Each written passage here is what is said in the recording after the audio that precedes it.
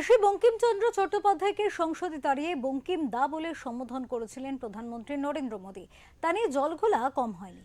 এবার ঠাকুর শ্রী রামকৃষ্ণ পরমহংসদেবের জন্মতিথিতে শ্রদ্ধা জানাতে গিয়ে ফের ভুল করলেন মোদী। এক্স পোস্টে রামকৃষ্ণ পরমহংসকে সম্বোধন করলেন স্বামী বলে, আর তা নিয়েই একরাশ ক্ষোভ উগরে দিলেন বাংলার মুখ্যমন্ত্রী মমতা বন্দ্যোপাধ্যায়। দেশের প্রধানমন্ত্রীর উদ্দেশ্যে বাংলার মুখ্যমন্ত্রী বলেন, দয়া করে বাংলার আবেগকে এভাবে বারবার আঘাত করা বন্ধ করুন। বৃহস্পতিবার ঠাকুর রামকৃষ্ণ পরমহংসদেবের জন্মতিথি। সকালে প্রধানমন্ত্রীর এক্স হ্যান্ডেলে একটি পোস্ট করে তাকে শ্রদ্ধা জানানো হয়। এক্স পোস্টে রামকৃষ্ণদেবকে সম্বোধন করা হয় স্বামী বলে।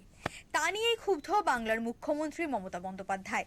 মোদির এক্স পোস্টে লেখা স্বামী রামকৃষ্ণ পরমহংসজির জন্মজয়ন্তীতে শ্রদ্ধাঞ্জলি। উনি আধ্যাত্ম এবং সাধনাকে যেভাবে জীবন শক্তিতে রূপান্তরিত করেছেন সেটা বহু যুগ মানবতার কল্যাণে কাজে লাগবে।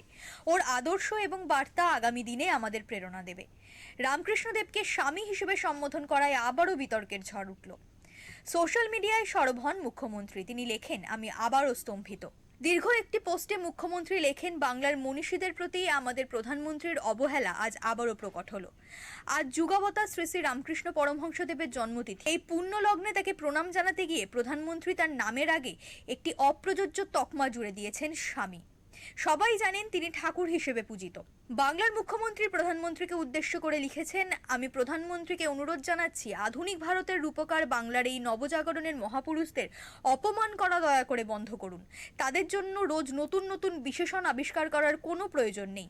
দয়া করে বাংলার আবেগকে এভাবে বারবার আঘাত করা বন্ধ করুন। উল্লেখ্য, গত ডিসেম্বর মাসে শীতকালীন অধিবেশন চলাকালীন বন্দে মাতরম নিয়ে আলোচনা পর্বের মাঝে বঙ্কিমচন্দ্র চট্টোপাধ্যায়কে নিয়ে বলার সময় বঙ্কিম দা বলে সম্বোধন করেন মোদী। প্রতিবাদ করেন সৌগত রায়। মোদীর ভাষণ থামিয়ে তিনি বলেন, এভাবে সম্বোধন করছেন কেন? অন্তত বঙ্কিম বাবু বলুন। সংসদের পাশাপাশি দলীয় স্তরেও মোদীর এই সম্ভাষণের তীব্র বিরোধিতা করা হয়। ব্যুরো রিপোর্ট, ওঙ্কার বাংলা।